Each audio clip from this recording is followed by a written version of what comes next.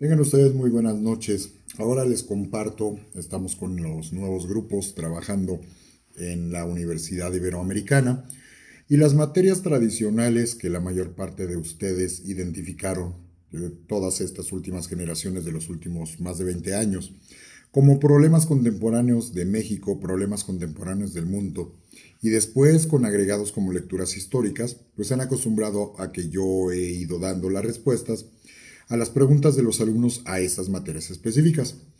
Este periodo de otoño de 2021 ha habido una modificación importante al plan de estudios, entró el nuevo plan de estudios Manresa, y dentro de los ajustes de las materias que llevaban los alumnos de comunicación, las que ya mencioné previamente, ahora ya no existen más como tal, y las materias de historia literalmente se han reducido nada más a una, que es la de siglos XX y XXI, contingencias, rupturas y continuidades, que básicamente tratan de sumar en una sola tres de las materias que son las que yo ya referí previamente. Con base en ello, ahora los alumnos están teniendo la disyuntiva de clavarse un poquito más del lado de México o si lo consideran se pueden clavar más del lado de la materia de mundo, aunque las explicaciones generales se les dan a ambos. Y estaba esperando que aparecieran las primeras preguntas al respecto, cosa que justamente me acaba de llegar el día de hoy por parte de una alumna del segundo grupo, de los dos grupos son de la misma materia, y para variar son preguntas extraordinariamente buenas, ¿no? Te respondo aquí, en este caso, dando respuesta a tus cuatro preguntas que, como tú lo mencionas, dices que no me esperas no abrumarme con las preguntas de ninguna manera. Esa es mi misión, para eso estoy. Y mencionas que no sean preguntas muy extensas, no importa. Si son 1000 preguntas cortas o si son dos preguntas largas, no hay problema. Mi obligación es darte los elementos para guiarte, para que tú solita vayas encontrando las respuestas y donde te trabes, por supuesto, ayudarte a salir adelante, ¿no? La primera pregunta que tú haces nos dice, el documental The Pity of War, que son de estos documentales conmemorativos que aparecieron a los 100 años del inicio de la Gran Guerra, es decir, el año 2014, y que es bastante crítica, es un historiador escocés, el que nos hace el planteamiento de que, pues, no es exactamente como nosotros creímos que inició la guerra. Y por esto también, obvio, va empezando a generar dudas cuando o no conocemos bien el tema o estamos acostumbrados a una versión tradicional, ¿no? Donde los malos son los alemanes y los buenos son los británicos y los franceses. El documental The Pity of War menciona que Alemania era de los países más progresistas. Efectivamente lo era.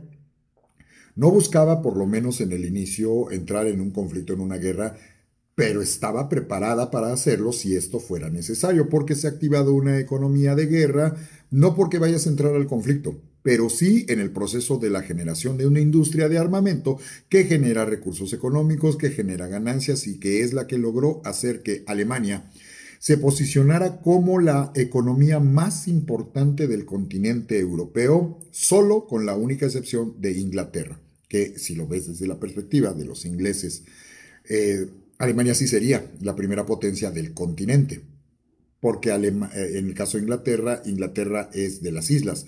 Y en ese sentido, ahí sabemos esta eterna discusión donde algunos de los ingleses de repente dicen que en realidad el continente son ellos y que las islas son Europa, ¿no? Parte de que te ubica también en esta visión ultranacionalista que a veces no ha hecho muy bien al entendimiento de la historia.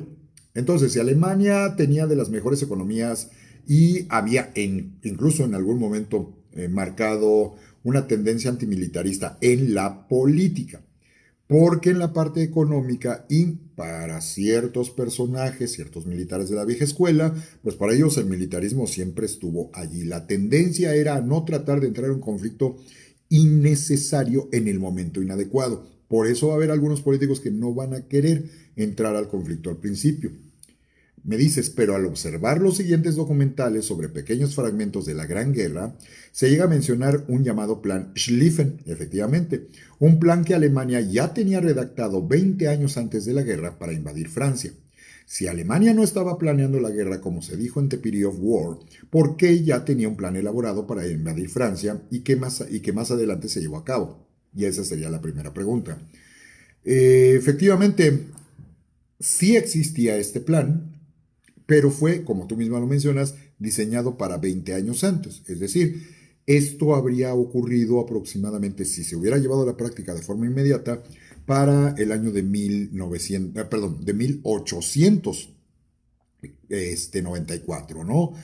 Por supuesto, el comandante Schlieffen, que fue el que diseñó este plan, está pensando en la tecnología militar, está pensando en el armamento y está pensando en el territorio y en los soldados y la preparación de los soldados de 20 años atrás, cuando la situación de la posibilidad de una expansión militarista alemana era bastante factible, sobre todo porque los lineamientos que está siguiendo el Kaiser, el nuevo Kaiser Guillermo II, van a contracorriente de lo que había sido su predecesor, Guillermo I, quien, apoyado en Otto Leopold von Bismarck, pues había logrado conseguir el fortalecimiento de la economía alemana, pero consideraba Guillermo II que la política militarista se estaba quedando corta, que estaba haciendo guanga y que, pues a final de cuentas, ellos debían de tomar lo que les correspondía. Y tú sabes que la relación entre los franceses y los alemanes, sobre todo después de la guerra del año de 1870, la guerra franco-prusiana, dio como consecuencia que ganaran los alemanes,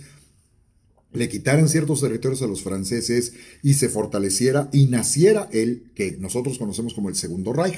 Alemania nace ya como nación moderna. El problema es que llegó tarde a la repartición. Entonces en esa repartición ellos van a tener que encontrar la manera de negociar. Por eso no se van a ver tan agresivos en la expansión que se va a dar hacia el año de 1880, 1884, que es cuando convocaron a las otras potencias a la conferencia de Berlín para que les permitieran obtener un fraccionamiento, una fracción de tierra. Porque ubica que las grandes potencias no podían serlo, grandes potencias, si no tienen colonias en América, en África, en Asia o en algún otro lugar. Y como llegó tarde Alemania, pues ellos buscan llevar a través del diálogo. Por eso no hay una expansión militar. Pero de 1888 en adelante esta postura comenzó a cambiar. Para 1894 se estaba seguro de que la única manera de poder entrar a una repartición mayor iba a ser a través de un enfrentamiento directo. Y por eso hay una carrera armamentista. Si tú gustas, con mucho gusto te puedo mandar un enlace de otro video corto. Curiosamente, de la película Sherlock Holmes, Juego de Sombras, porque ahí especulan, ubicándote alrededor del año de 1894, cómo ya hay un segmento alemán que está tratando de fabricar armas, activas la economía, pero si fabricas armas es porque hay la intención de utilizarlas. Y es muy posible que pudiera haber un enfrentamiento y a Sherlock Holmes hipotéticamente le toca evitar, ¿no?, un posible conflicto, pero no se da cuenta que no es nada más de un país con el otro. Al final termina percatándose que su principal enemigo, el señor Moriarty, está planeando no solo vender armas, sino también vender curitas y dar servicios médicos para que mientras los otros vayan y se maten, ¿no? Y haga todo el negocio en ese plano y en esa línea. Y cuando le insinúa hacia dónde va a tender esto, le dice que está en la naturaleza humana enfrentarse entre ellos, lo que le viene a la cabeza a Sherlock Holmes es pensar en algo que antes hubiera sido impensable, una guerra a nivel mundial. Pero te lo plantea hipotéticamente como si estuviera ocurriendo el año de 1894. Las condiciones fueron ajustándose, no inició el conflicto, pero la carrera se mantuvo, integrados ahora los franceses e integrados ahora los ingleses, pero agrega ahora lo que están haciendo los austrohúngaros, agrega lo que están haciendo los rusos, tratando de meterse a la zona de los Balcanes, y ahí es la zona álgida en donde los que se van a terminar agarrando de la greña directa van a ser los austrohúngaros con los rusos. El problema es que se firmaron los acuerdos primero del Entente Cordiale y de la Triple Entente, que van a dar como resultado que se formen estos grupos de la Triple Alianza Dichosa, la Triple Entente, y si un país resulta agredido por otro, como están aliados, lo han firmado, los países aliados van a tener que entrarle para defenderle al que haya sido agredido. Si agredes a uno es como si nos agredieras a los demás, ¿no? Y se aplica lo mismo para el otro lado. Por eso cuando llega el momento de 1914, en realidad la parte donde hay un conflicto de intereses muy grave está más marcado entre los austrohúngaros y los rusos por el dominio sobre la zona de los Balcanes. El problema, cuando viene el asesinato de Francisco Fernando, viene la represión por parte de los austrohúngaros, y tú sabes que ahí, al momento de que empiezan a agredir a los serbios le piden ayuda a los soviéticos van a amenazar, van a dar un ultimátum a los austrohúngaros de que pidan perdón y se salgan del territorio. Los austrohúngaros no van a aceptar, le van a declarar la guerra a Rusia, Rusia le declara la guerra a Austria-Hungría, y ahí es donde viene la cronología de tú ves por dónde empezó y hasta cuándo le terminaron entrando los ingleses, que nos lleva a la segunda pregunta, y relación ahorita nuevamente con el plan Schlieffen. En el mismo documental de Pity of War mencionan el orden cronológico de cómo cada país fue entrando a la guerra. Se dijo que Gran Bretaña entró hasta principios de agosto, pero fue una decisión apresurada y mal tomada. La decisión de intervención de Gran Bretaña no era estratégica, era política mediocre con Rusia. Me dices que no te quedó muy claro el por qué. Porque están aliados por la conveniencia del documento firmado. Estratégicamente hablando, a los británicos no les conviene entrar en un conflicto así, pero están obligados, ahora sí que por el acuerdo de la triple entente que firmaron con Rusia, y el problema es que estratégicamente ellos no tienen por qué entrar, no hay necesidad de entrar, porque ahora sí que estás cumpliendo nada más con el documento, pero no tratas de dialogar, de llegar a un acuerdo, de llegar a un arreglo, de ver, espérate, no le entres, porque a mí no me conviene entrar y a la larga a ti tampoco te va a convenir entrar.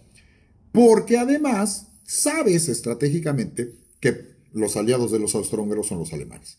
Y los alemanes y los austrohúngaros a su vez son aliados nominales de Italia, que se supone que también tendría que entrarle. Y si es así y le va a entrar Gran Bretaña, por el mismo acuerdo, Francia se va a tener que meter al conflicto, ¿no?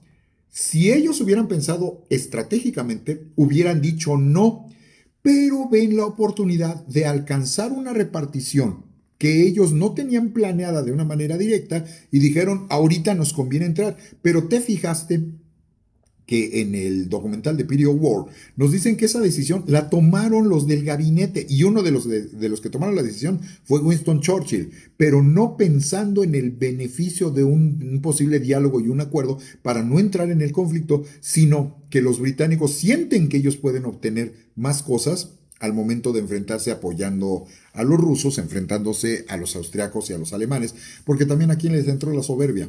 Todos creían que eran la potencia más grande, más importante, y que nadie se les podía poner al brinco. Y es una decisión tomada por un puñado de líderes, que el rey no toma las decisiones aquí, los que toman la decisión son los jefes del parlamento. Y allí los británicos quisieron ganar agua para su molino, y el pretexto se los daba entrar junto con Rusia al conflicto. Pero no pensaron a la larga que podrían a lo mejor llegar a algún tipo de acuerdo y poder ceder en algunas de las cosas en las que los alemanes van a empezar a presionar. Y te lo dice el mismo documental, si te pones a analizar con el paso del tiempo los siguientes 30 años, lo que terminaron consiguiendo los alemanes, sobre todo después de la Segunda Guerra Mundial, y lo que a través del diálogo consiguieron para la época de finales del siglo XX, pues te das cuenta que no estaban pidiendo cosas exageradas. Y que aquí el problema es las ambiciones de los británicos, que pensaron obtener ganancias en un momento donde no podrían tenerlas, eran más las pérdidas, pero la soberbia les termina ganando. Y por ello deciden que sí le van a terminar entrando, ¿no? Es nada más cumplir y quedar bien con los rusos, pero nosotros vamos a sacar mayor raja de este plano. Y en el caso de Alemania, una vez que también se ve arrastrada al conflicto, porque ya tronó directamente entre Rusia y Austria-Hungría, pues ahora sí que nosotros, a ver, revísale, si ya le vamos a entrar al conflicto, pues no tenemos por ahí un plan en el que habíamos diseñado la posibilidad de enfrentarnos a los franceses. Sí lo tenemos, está el plan Schlieffen, vénganos tu reino. El problema es que la táctica militar que se utiliza a principios del siglo XX, y eso es un problema para todos, está basado más en el uso y en la costumbre que verdaderamente en el desarrollo de una estrategia sobre la marcha y tomando las decisiones sobre la marcha. Muchos de los historiadores de la guerra te van a decir que el buen general no es el que agarra, se monta en su macho y no cambia nada. No, es como un entrenador de fútbol, soccer, es como un coach de fútbol americano, es como un manager del béisbol, es como un jugador de ajedrez. Sobre la marcha vas haciendo los ajustes. A veces vas a medio perder, a veces vas a medio ganar, pero sabes ajustarte a los cambios que se van dando. El problema es que los tácticos militares de principios del siglo XX piensan que ellos son superiores. Y así los austrohúngaros, los alemanes, los rusos, los británicos, los franceses, los italianos, los que terminan entrando de rebote, que van a ser los turcos siguen con las mismas tácticas de 500 años atrás. O sea, nada más para que te des una idea. Y por eso lo que muchos pensaron que iba a ser una guerra que en un mes, en 2 semanas, se acabó el conflicto y ya regresamos y regresamos como los triunfadores, resulta que no fue así. Y por eso, cuando tú ves, sí, ya tenían el plan diseñado, pero para otro tiempo, con otros generales, con otras armas, con otras estrategias, porque en 20 años cambian mucho las cosas, la tecnología de las nuevas armas que aparecieron, los grandes cañones de artillería y uno que se incorporó sobre la marcha que antes ni hubieran soñado que existía, la aviación. Por eso el plan Schlieffen no va a servir absolutamente para nada. Ellos lo que tratan de hacer es entrar al territorio francés por el norte, darle toda la vuelta al territorio de alrededor de París y dando la vuelta terminan agarrando a París y de ahí hacer la táctica de avance directo, regresarse sobre sus propios pasos para ahora ir a atacar a los rusos, ¿no? Esa es la táctica de los alemanes del plan Schlieffen, que obviamente fue diseñado para otro conflicto, para una era en donde los que dominaban absolutamente eran los alemanes. Le habían ganado la guerra a los franceses, pero en 20 años los franceses también se reajustaron, ¿sí? Y por eso no pudieron, en la Gran Guerra, no pudieron los alemanes derrotar a Francia, no pudieron tomar París, ¿sí? Porque además apareció otra cosa que antes no existía, que se llama la radio. Y los grandes experimentos de la radio, además en Francia utilizaron como antena ni más ni menos que la Torre Eiffel. Y la Torre Eiffel no tenía una función más que simbólica para 1889, 1899. Para cuando viene el desarrollo del plan Schlieffen, que se aplicaría para 1894, la Torre Eiffel es nuevecita, tiene 5 años, pero nadie jamás hubiera pensado utilizarla como antena. Entonces, cuando tú vas sumando los elementos, 20 años fue demasiado y es un plan viejo que no sirve absolutamente para nada y no les dio los resultados que estaban esperando.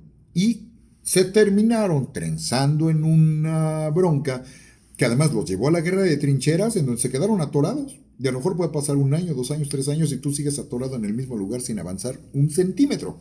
Y es lo que tú ves que va a pasar en territorio francés, en territorio belga, en territorio holandés. Y es esta guerra de desgaste que a la larga les terminó costando muchísimo a todos.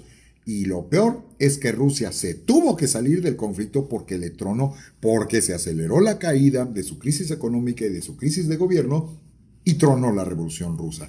Los italianos, con la promesa de que iban a entrar, no solo no entraron apoyando la triple alianza a la que se supone que ellos pertenecían, sino que además no los apoyaron, no entraron cuando debieron de haber entrado y cuando finalmente los italianos entraron a la guerra, entraron del lado de la triple entente. ¿Sí? Y los gringos, el aislacionismo norteamericano les mantiene afuera hasta el año de 1917, donde aparece lo del dichoso telegrama Zimmerman, donde a los británicos les interesa, como se salieron los rusos, ya nada más quedamos 2 de la triple entente, necesitamos que entren los gringos, pero los gringos no le quieren entrar, ¿no? Por eso buscan la manera de presionarlos, y es a través del comunicado que están teniendo los alemanes con los mexicanos para impedir que entren los gringos, pidiéndoles a los mexicanos que le declaren la guerra a los Estados Unidos, y de esta manera Estados Unidos tenga un frente al sur que no les permite entrar. E idealmente buscaban también que los japoneses le declararan la guerra a los alemanes, a los gringos, para que si tú te fijas, los gringos tendrían un frente en el sur contra México, tendrían un frente en Oriente contra Japón, y si quieren abrir un frente contra Alemania, no lo harían. Por eso los alemanes están negociando con México y le piden a los mexicanos que convenzan a los japoneses.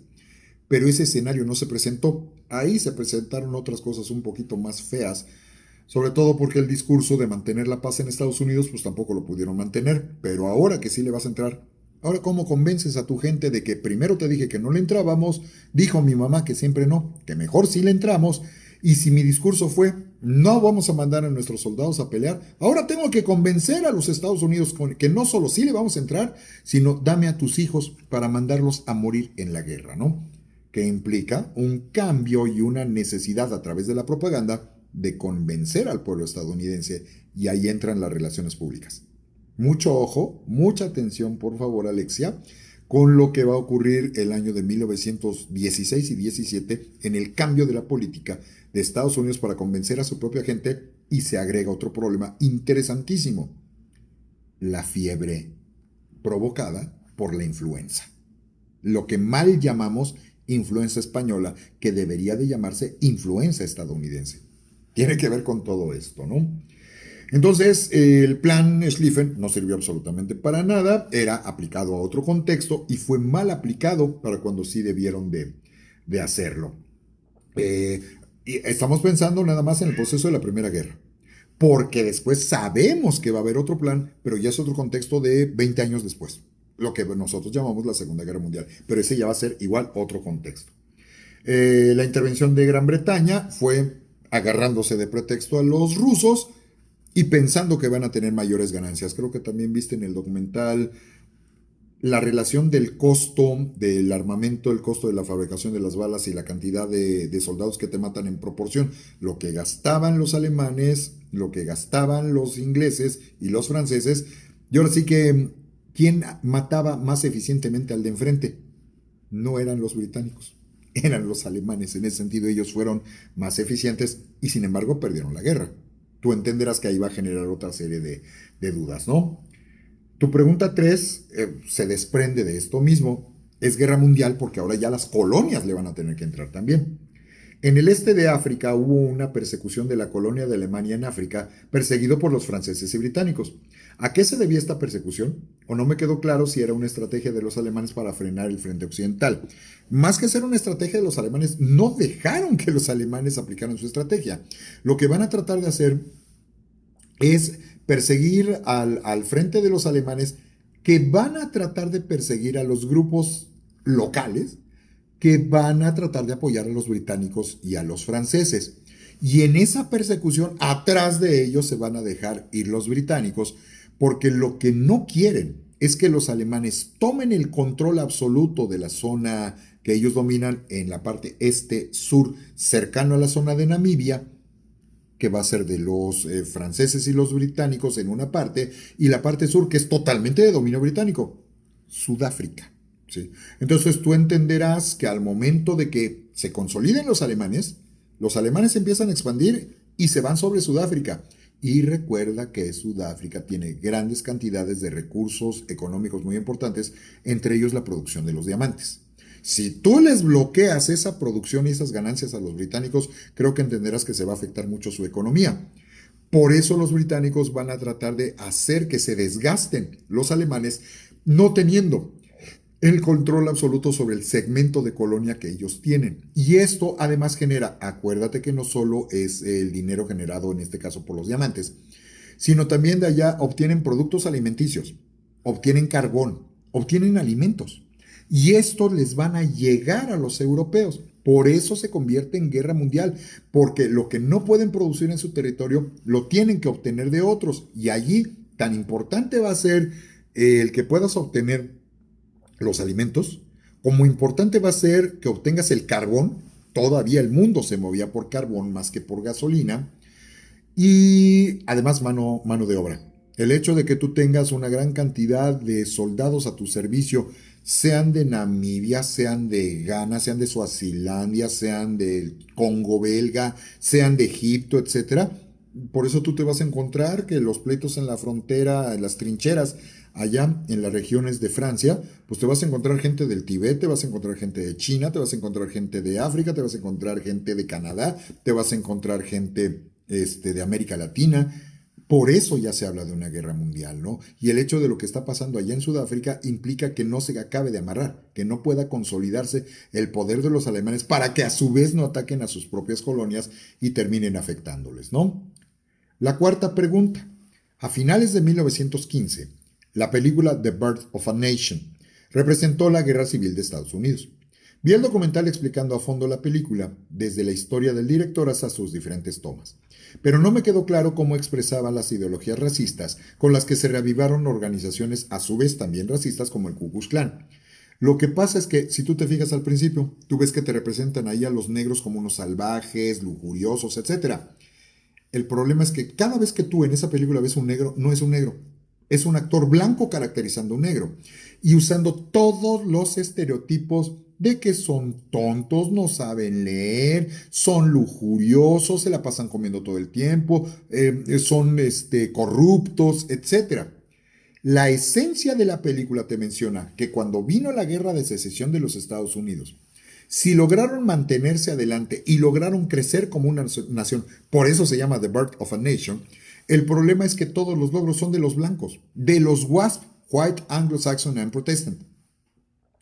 Y evidentemente los negros no colaboraron para nada en ello. Si tú vieras la película completa, que dura 3 horas, fue la superproducción de la época de 1915, lo que te están poniendo de manifiesto es que si Estados Unidos creció, es gracias a los WASP, es gracias a los blancos. Y es una desgracia que hayan ganado los yanquis y hayan liberado a estos esclavos negros, porque estos esclavos negros no han aportado nada. En realidad el mensaje de The Birth of a Nation son los blancos y sobre todo los del Ku Klux Klan los que han propiciado este desarrollo y crecimiento de los Estados Unidos, que son muchos de los seguidores de Donald Trump, por ejemplo, si tú te fijas.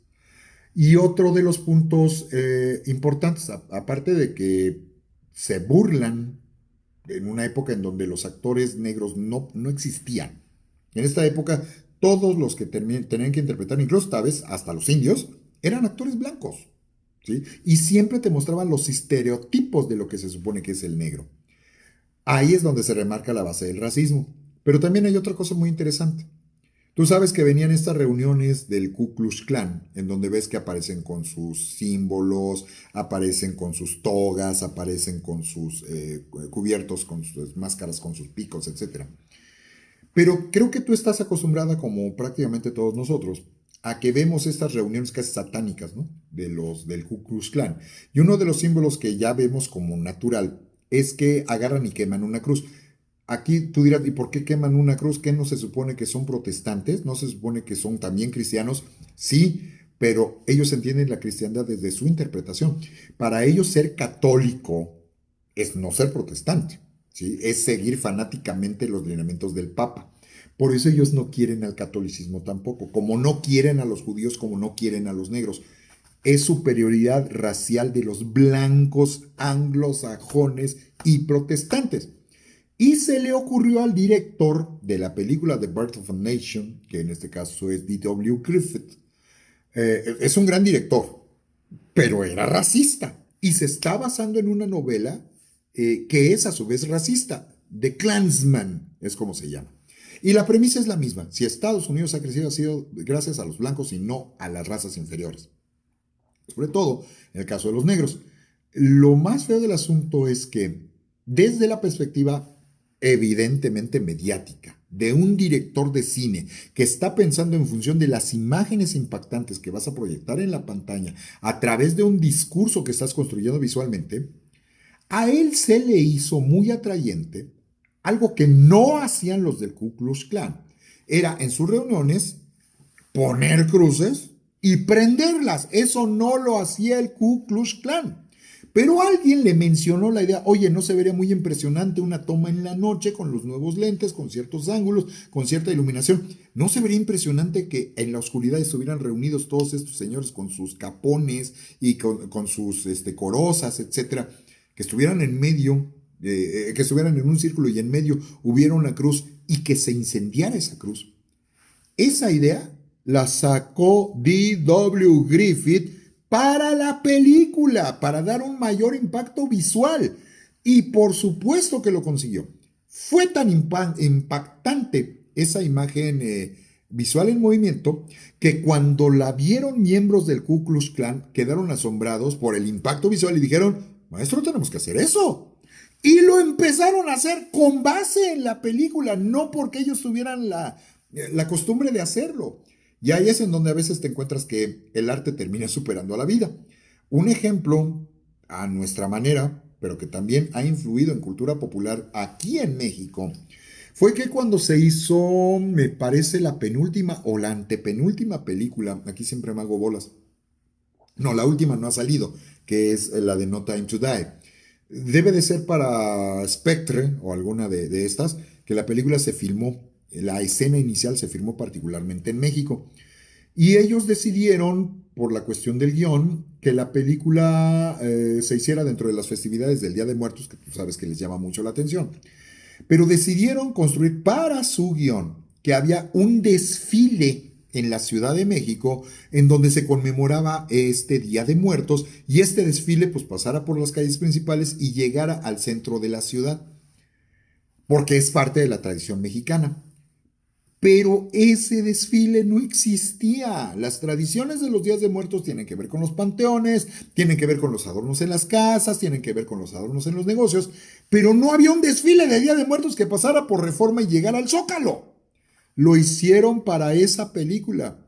¿Y cuál fue el resultado?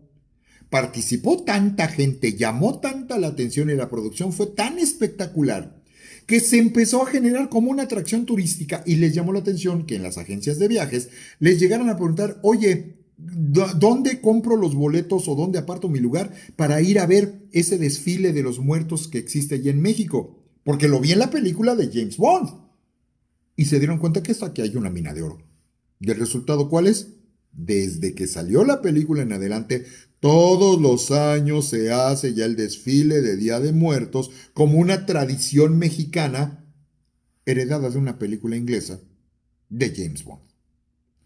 Para que veas, de veras, a veces hasta el arte termina superando la realidad. En lo que te digo del caso de The Birth of a Nation, las imágenes impactantes de las quemas de las cruces fueron idea para la película y de ahí se las agarraron los del Ku Klux Klan, ¿no?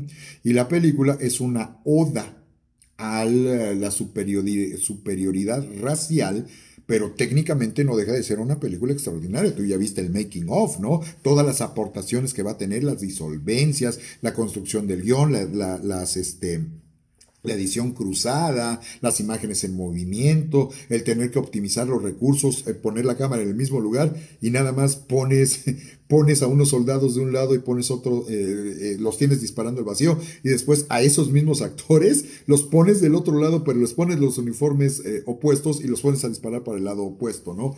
Todo eso es una gran cantidad de aportaciones. Además, tomando como base a los personajes históricos y maquillarlos y presentarlos como habrían sido originalmente. Son aportaciones extraordinarias de esa película.